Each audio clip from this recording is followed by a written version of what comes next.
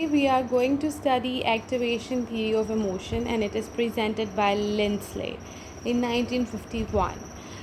What this theory states that emotion relates to the arousal of cerebral cortex और cerebral cortex कब arouse करता है जब उसे stimulation मिलती है reticular formation से.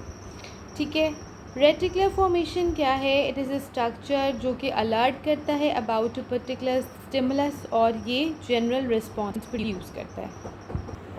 रेटिकुलर फॉर्मेशन का रोल है development of arousal of the cortex. चूँकि ये थ्योरी बेस करती है कि जब कॉर्टेक्स अराउजल होगा जो इमोशंस आएंगे, तो रेटिकुलर फॉर्मेशन का रोल है अराउजल ऑफ कॉर्टेक्स में और इसका बिहेवियर को स्टार्ट करने में और बिहेवियर को मेंटेन करने में रोल है. और ब्रेन स्टेम के लेवल पर जो रेटिकुलर फॉर्मेशन है वो मसल्स की एक्टिविटीज़ को कंट्रोल करता है. किस तरह कंट्रोल करता है? रेटिकुलर फॉर्मेशन जो है मोटर न्यूरॉन्स और स्पाइनल कॉर्ड के साथ एक्साइटेटरी कनेक्शंस और इनहिबिटरी कनेक्शंस बनाता है ब्रेन स्टेम के लेवल पर. और इसके अलावा ये सेरिबेलम में कुछ प्रोजेक्शंस जाती हैं रेटिकुलर फॉर्मेशन की, जो कि कॉर्टिकल की स्टिमुलेशन के लिए बहुत ज़रूरी है. अगर reticulo cortical arousal mechanism stimulate हो जाए तो बिहेवियर आता है, इमोशंस आते हैं. और अगर ये डिस्ट्रॉय हो जाए तो ईईजी जो है वो सिंक्रोनाइज हो जाती है और बिहेवियर ख़त्म हो जाता है. ठीक है. तो अगर हमने ये भी स्टडीज़ में देखा कि कॉर्टिकल के कुछ एरियाज़ अगर हमने स्टिमुलेट किए हैं तो ब्रेन स्टेम के फंक्शंस में चेंज आया है. और इसके अलावा रेटिकुलर फॉर्मेशन जो है सेंसरी इनपुट में चेंज डेवलप करती है.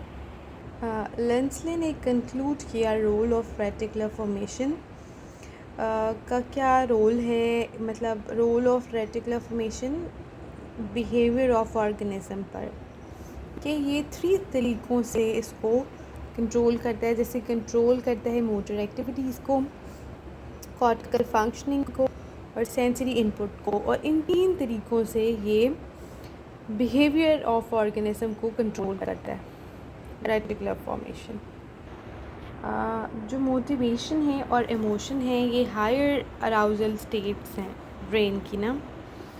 तो अब होता ये है, लेंसले कह रहा है कि जो असेंडिंग रेटिकुलर एक्टिवेटिंग सिस्टम है ये स्प्रेड हुआ है ग्रे मैटर के ऊपर, पॉन्स के ऊपर, मिड ब्रेन पर और डायनेंसेफेलॉन पर. अच्छा, अब ये जो सिस्टम है ये रिसीव करता है sensory input from various sensory pathways. ठीक है.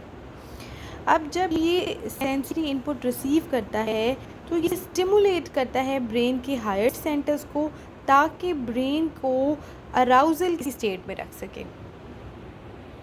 लिंसले ऑल्सो स्टेट्स दैट जो असेंडिंग रेटिकुलर एक्टिवेटिंग सिस्टम है ये स्टिमुलेट करता है हाइपोथैलेमस को. जब हाइपोथैलेमस स्टिमुलेट हो जाता है ना तो कोई भी इमोशन का सेंटर स्टिमुलेट हो सकता है.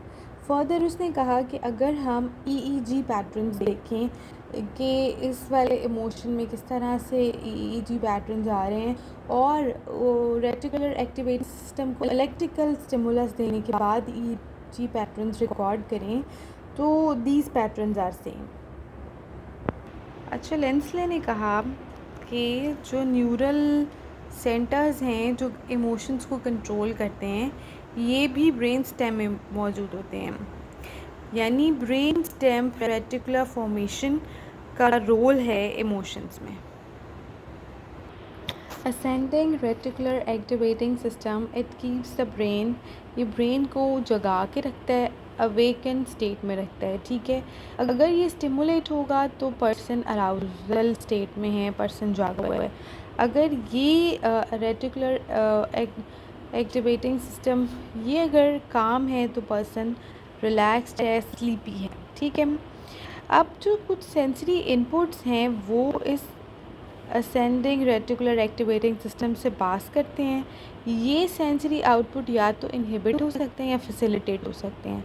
अगर तो ये इनहिबिट हो जाए, रोक दिए जाएं, तो ये कभी भी कॉर्टेक्स तक नहीं पहुंच सकते और ब्रेन को, पर्सन को पता ही नहीं चलता कि कौन सी इन्फॉर्मेशन रिसीव हुई है. और अगर ये फैसिलिटेट हो जाएं तो ये कॉर्टेक्स के ऊपर स्प्रेड हो जाते हैं और पर्सन को पता चल जाता है.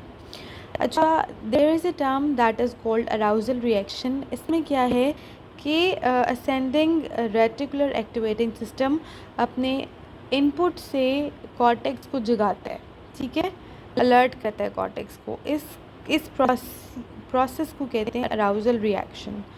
असेंडिंग रेटिकुलर एक्टिवेटिंग सिस्टम की जो स्टिमुलेशन है या जो इसकी एक्टिवेशन है, ये एक्सटर्नल स्टिमुलस से भी होती है और इंटरनल से भी होती है।